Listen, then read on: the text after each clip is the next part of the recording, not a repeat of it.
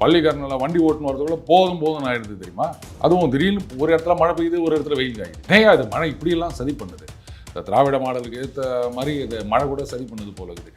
யாரோ வருண பகவானுக்கு யாகம் பண்ணிக்கிறீங்கன்னு நினைக்கிறேன், இந்த மாதிரி கெட்ட பேர் உண்டாக்கணும் அப்படின்றதுக்காகவே. இதை விட ரொம்ப நாளாக இந்த அலைகள்லாம் அடிக்கும்போது அந்த படகுல போகணும் அப்படின்னு ஆசை, அது நிறைவேறல. இப்போ அப்படி தான் இருக்குது. அப்படியே டபக்கு அப்படின்னு நம்ம வண்டி நல்ல காலம் புல்லட்டாக இருக்க தொட்டு நான் தப்பிச்சேன். சின்ன வண்டியாக இருந்தால் என்ன ஆகுறது, டபுக்கு ஊந்து எழுந்தா. நீங்கள் தண்ணி போகலன்றதை கூட விட்டுருங்க. ரெயின் அதிகமாக பெய்யுது, அதனால வாட்டர் நிறைய வருது, 10 சென்டிமீட்டர் 20 சென்டிமீட்டர் தான் நாங்கள் இது பண்ணியிருக்கோம், அதுக்கு மேலே வந்தால் கஷ்டம். வெரி குட், நான் அந்த கேள்வியை கேட்கல. ரோடு என்னங்க, இதை கூட பார்க்கலன்னா எங்க பள்ளம் இருக்கும் எங்க மோடு இருக்குன்னு தெரிய மாட்டேன். இப்பெல்லாம் இது 20-30 எல்லாம் கிடையாதுங்க, அரை மீட்டர் 3/4 மீட்டர்னு சொல்ல வேண்டியதாகுது. மழை அப்படிதான் பெய்யுது. இனிமே மழையெல்லாம் நம்ம ஒரு காலத்துல மில்லிமீட்டர் சொல்லுவாங்க. அகும்பேயில் 8 மில்லிமீட்டர் பெய்ததுன்னு ரேடியோவில் தினிக்கும் சொல்லிட்டு இருப்பாங்க. அது அகும்பே எங்க இருக்குன்னு எனக்கு தெரியாது, ரமணன் அவர்களை கேட்டால் சொல்றாரு. இப்பெல்லாம் வந்து சென்டிமீட்டர் தாண்டி வந்து மீட்டர் கணக்கில் போகாது. அப்போ அதுக்கேற்ற மாதிரி இருக்கணும்ல. அவ்வளவுதான், நம்மளை நாமே நுந்துக்க வேண்டியதான், வேற என்ன பண்ண முடியும்? நமக்கு நாமே திட்டங்கிறது வந்து உங்களை காப்பாத்திக்கிடுங்க. நமக்கு நாமே திட்டிக்கணும், அதுதான் நமக்கு நாமே காப்பாத்துறது. எங்க காப்பாத்து, வருமுன் காப்போம் அப்படி ஒரு திட்டம் இருந்தது இல்லை தமிழ்நாட்டில். அவங்க சொன்னது வருமுன் காப்போம் தானே சொன்னாங்க, வந்ததுக்கு அப்புறம் நாங்க காக்க முடியும் தானே சொல்லி. வந்த பிறகாது காப்பீங்களான்னு கேட்கிறேன் நான். நேர்காணல் நம்மோடு பேசுறப்ப டெய்லி பஞ்ச் சரவணன் அவர்கள். சார் வணக்கம். சார் வணக்கம் ரூபன்.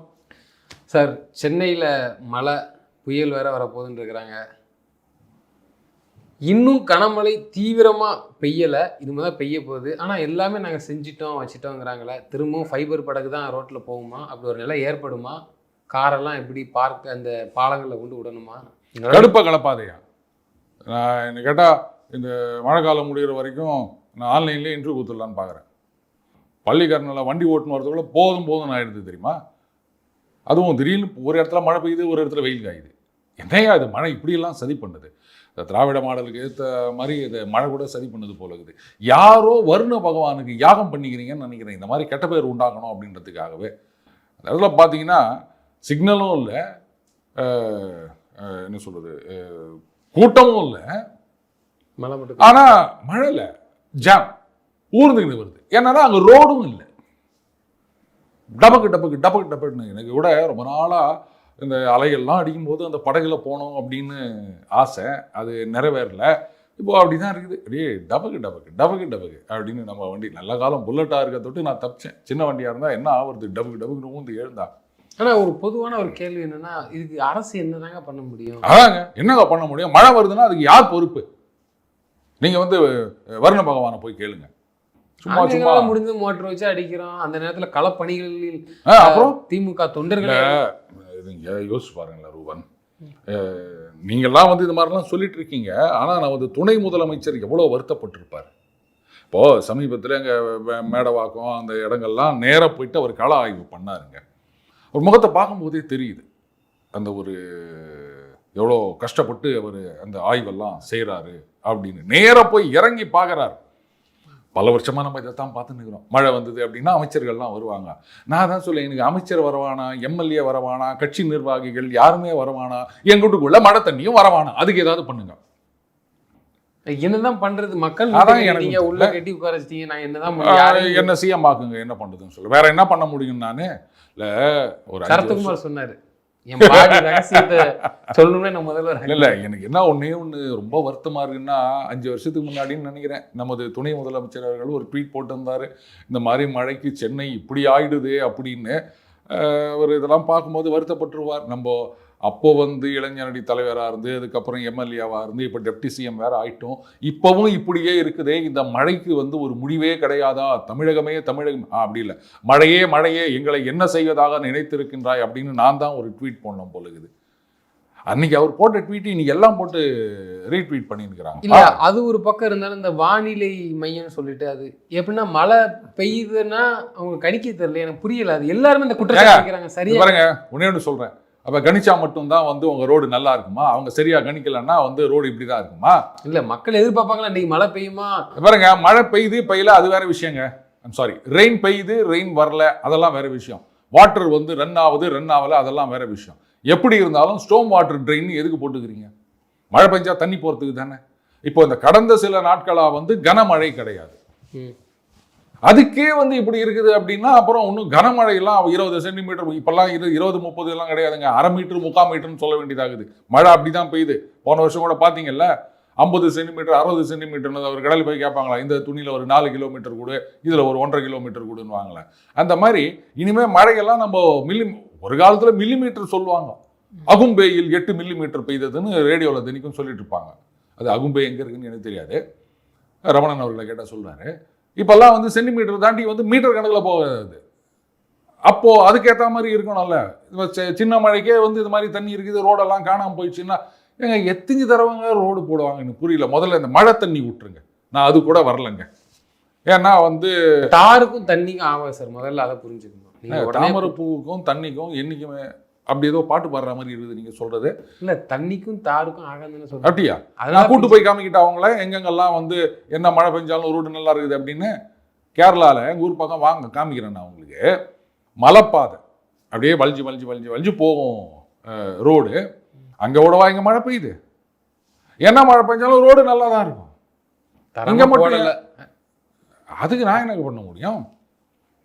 எனக்கு இதான் கேள்வி. நீங்கள் தண்ணி போலன்றதை கூட விட்டுருங்க.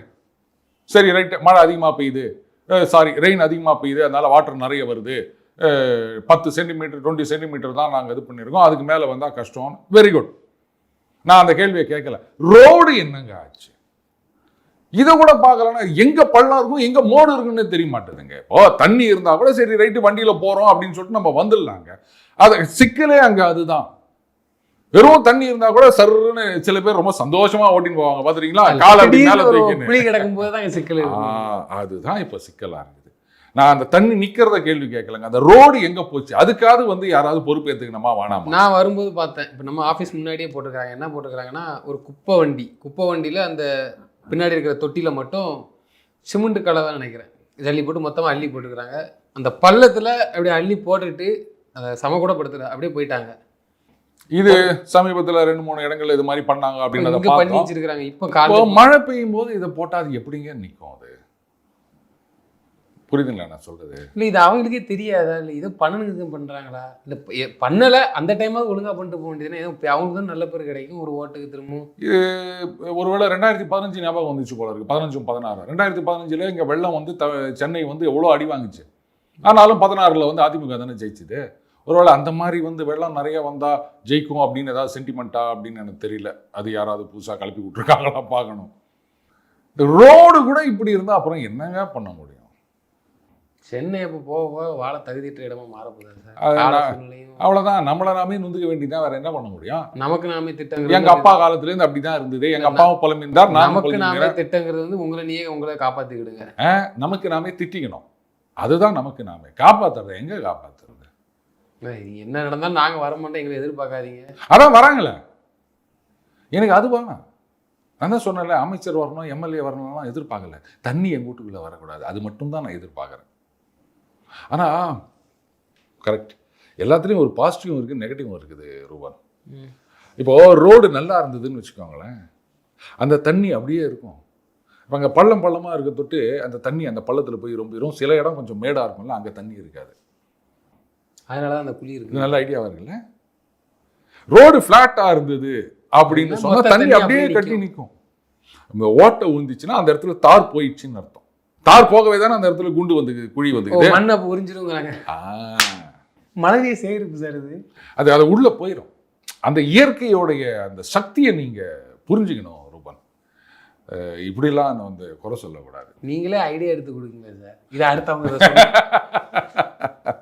அதாவது துன்ப வரும் வேளையிலே சிரிங்க அப்படின்னு ஒரு பாட்டு கூட இருக்குது. இடுக்கண் வருங்கால் நகுக அப்படின்னு சொல்லுவாங்க. ஸோ அந்த மாதிரி நம்ம சொல்லிட்டு போக வேண்டியதுதான்.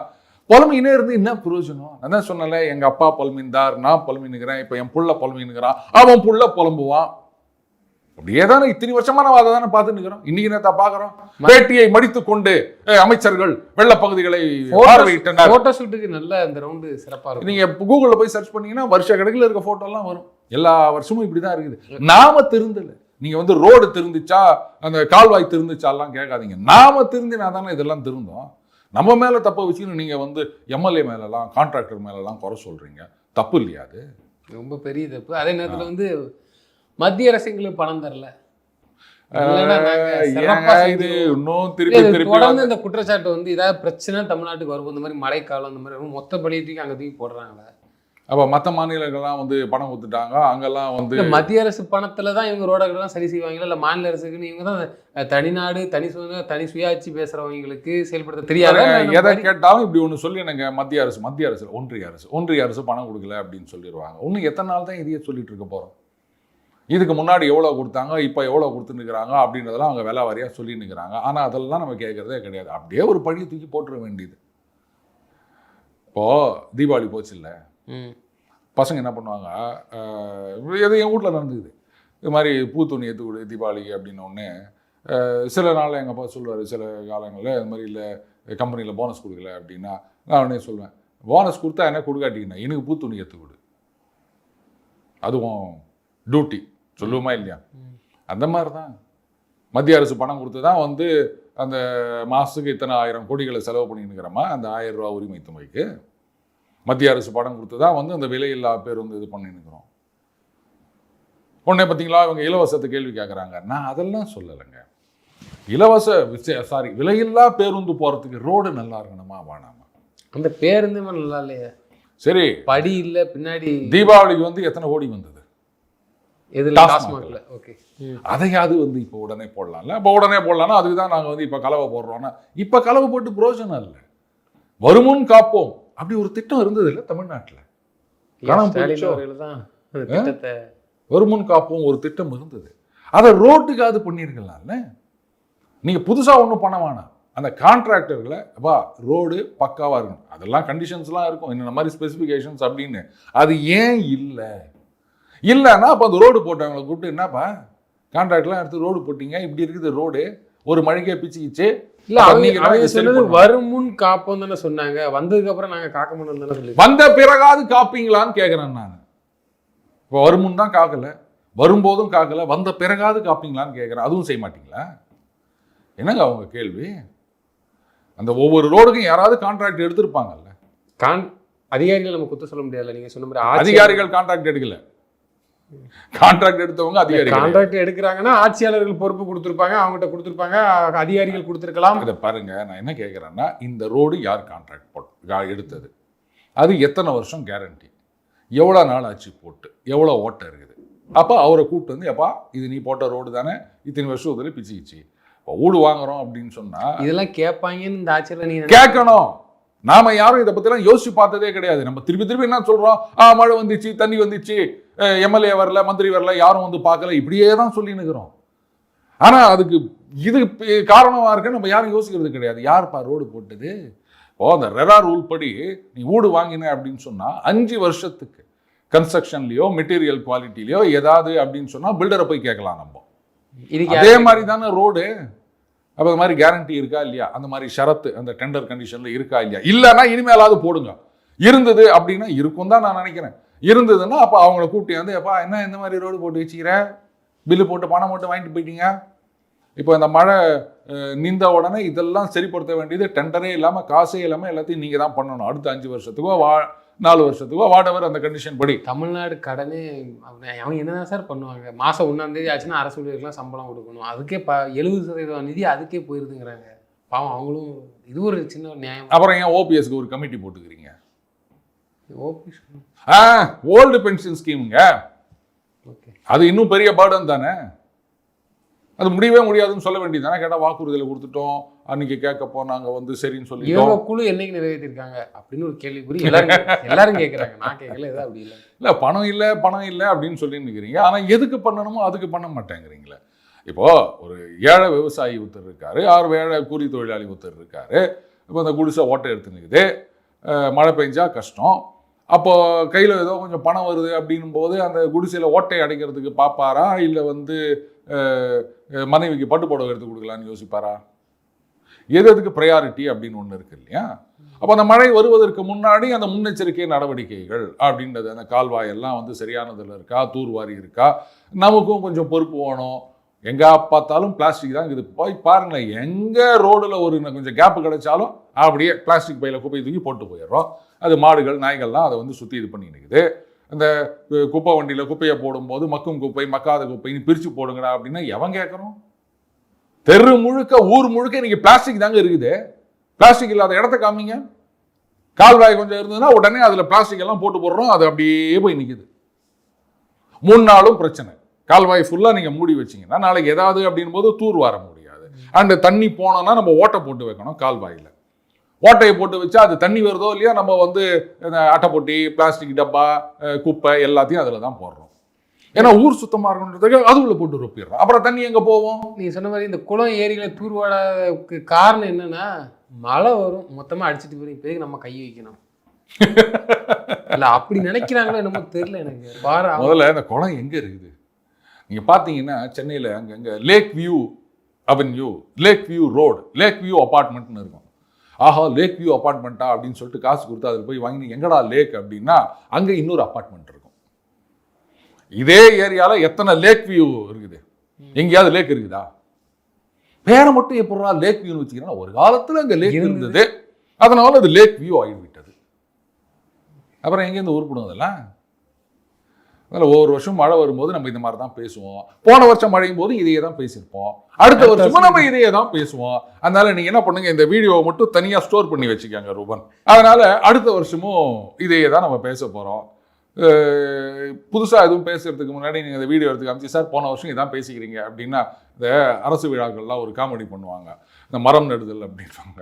அங்கே போன உடனே சார் இங்கேயே நடுங்க சார். ஏன் இல்லை, எல்லா ஆஃபீஸரும் வரும்போதெல்லாம் இங்கே தான் நடுவாங்க. டேய் அப்போ இதுக்கு முன்னாடி நட்டதெல்லாம் குழி மட்டும்தான் சார் இருக்குன்னுவாங்க. அந்த மாதிரி ஒரே விஷயத்த எல்லா வருஷமும் நீங்கள் பாருங்களேன், இந்த 10 வருஷம் 15 வருஷத்துக்கு முன்னாடியும் இப்படியே தான் பேசியிருந்திருப்போம். நம்ம இன்னும் 5 வருஷம் ஆனாலும் நம்ம இப்படியே தான் பேசுவோம். நாம என்னைக்கும் ஒரே மாதிரி இருக்கும். அட்லீஸ்ட் அதை நினைச்சாது சந்தோஷப்படுங்க ரூபன். இன்னைக்கு ஒரு பேச்சு நாளைக்கு ஒரு பேச்சு அப்படின்றதெல்லாம் நமக்கு கிடையாது. பேச்சுன்றதை விட புலம்பல்னு தான் சொல்லணும். அது சடலத்தோடு பிறந்தது சந்தேகம் அப்படின்ற மாதிரி நம்ம பொழப்போடு பிறந்தது புலம்பல். புலம்பினே இருப்போம். அது என்ன புதுசா எத்தனை வருஷமா புலம்பினுக்கிறோம். நிச்சயமா சார், அடுத்த ஆட்சி மாறும்போது கூட இந்த காட்சிகளும் மாறலாம். தொடர்ந்து தங்களது கருத்துக்களை பண்ணதுக்கு நன்றி. உங்க நம்பிக்கைக்கு ரொம்ப நன்றி ரூபன்.